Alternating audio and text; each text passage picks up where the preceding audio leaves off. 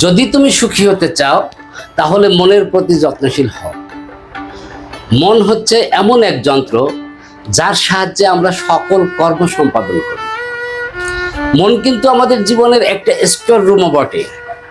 অর্থাৎ আমরা সারা জীবন যা দেখছি, যা শুনছি, যা করছি, যা বলছি, সব কিছু কিন্তু জমা থাকে কোথায়? আমাদের মনে।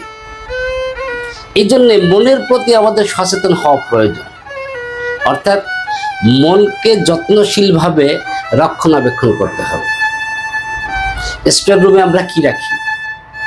প্রয়োজনীয় যেটা সেটা। অতএব মনের যে স্টোর রুম আছে, সেই স্টোর রুমে আমার গুরুত্বপূর্ণ বিষয়াদি যেগুলো, সেগুলোকে আমি রক্ষণাবেক্ষণ করব। এর বাইরে যা কিছু আছে সেগুলোকে আমরা ডিলিট করে দেব বা মুছে ফেলব।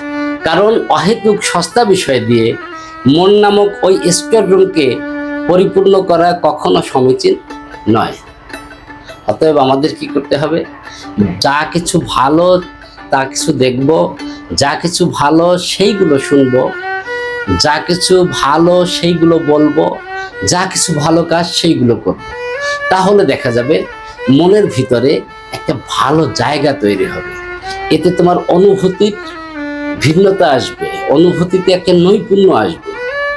আর যদি তুমি হিজিবিজি আলতু পালতু বিষয় দিয়ে মনকে পরিপূর্ণ করে রাখো, তাহলে তোমার মন একসময় বিষিয়ে উঠবে।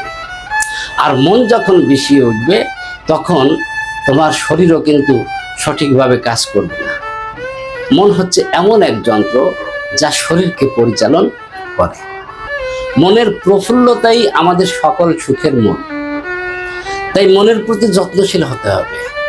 মনকে উপযুক্তভাবে খাদ্য দিতে হবে। জল সেচনের দ্বারা যেমন একটা ফুল তার সমস্ত পাপড়িকে অনায়াসে মেলে ধরে,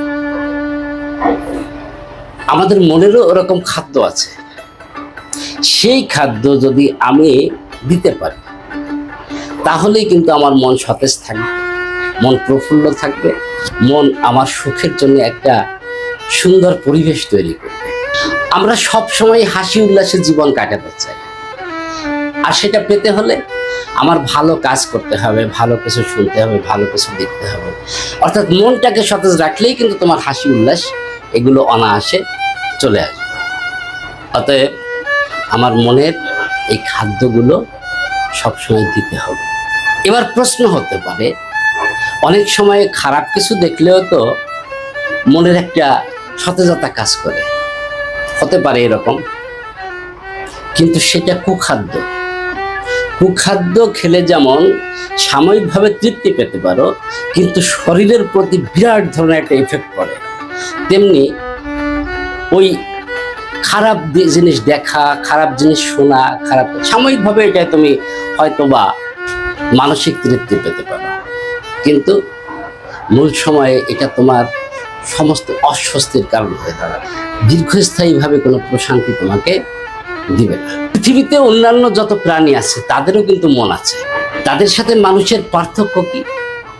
মানুষ তার মনের যত্ন নিতে পারে, মানুষ তার মনকে অন্যের কল্যাণে নিয়োজিত করতে পারে।